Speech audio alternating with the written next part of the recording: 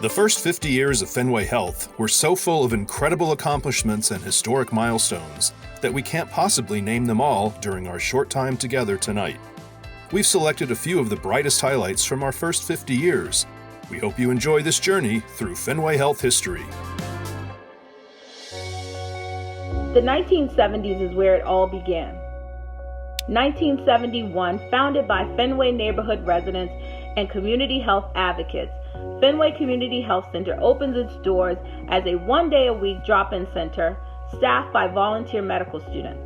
The center is dedicated to serving the diverse Fenway neighborhood. 1976. Fenway conducts anonymous STD testing at gay bathhouses in Boston as part of a joint effort with DPH to reduce the spread of STDs and hepatitis. In 1978, Fenway applies to become fully licensed by the Massachusetts Department of Public Health. The 1980s, a decade of firsts. 1981, Fenway makes the first diagnosis of AIDS in New England. 1983, the AIDS Action Committee is founded as a committee of the Fenway Community Health Center to respond to the epidemic. AIDS Action remains the largest AIDS service organization in New England. 1985, the first baby is born from Fenway's alternative insemination program.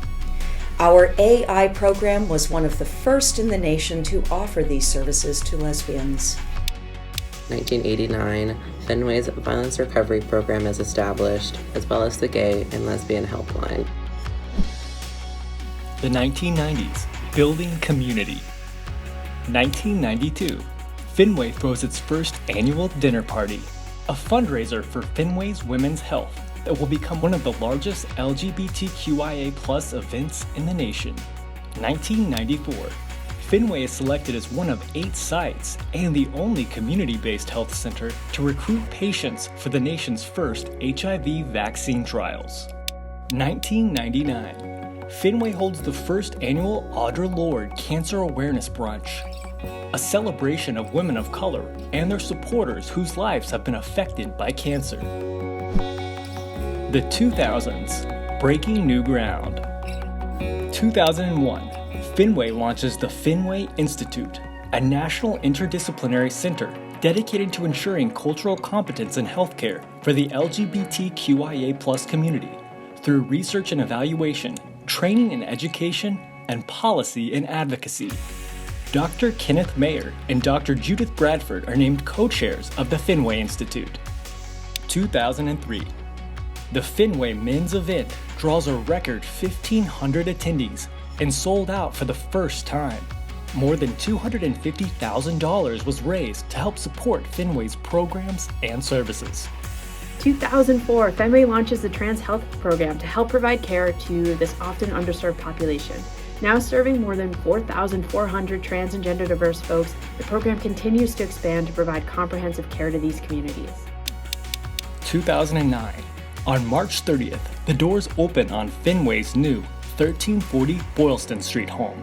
The 10-story, 100,000 square foot facility is the largest building ever constructed by an organization with a specific mission to serve the LGBTQIA+ community. The new facility allows Fenway to expand its medical and behavioral health departments and pharmacy, and to add family dentistry and eye care services. The 2010s, a growing Fenway family. 2010, the Sidney Borum Jr. Health Center joins Fenway Health.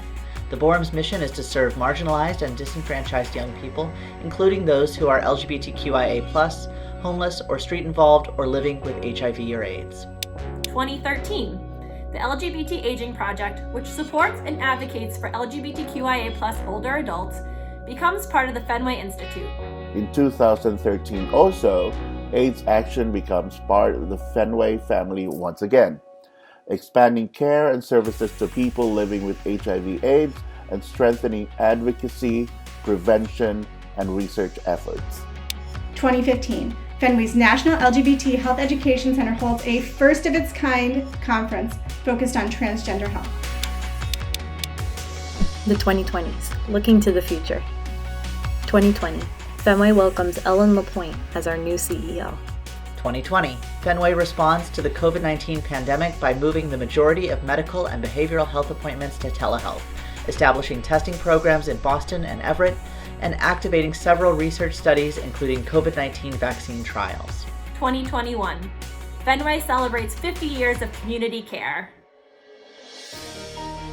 There are so many more stories we could tell about Fenway from a half-century of community care. We're proud to carry this history in our hearts and in the work we do every day for our patients, clients, and the whole Fenway Health family. Here's to the next 50 years of the Fenway story.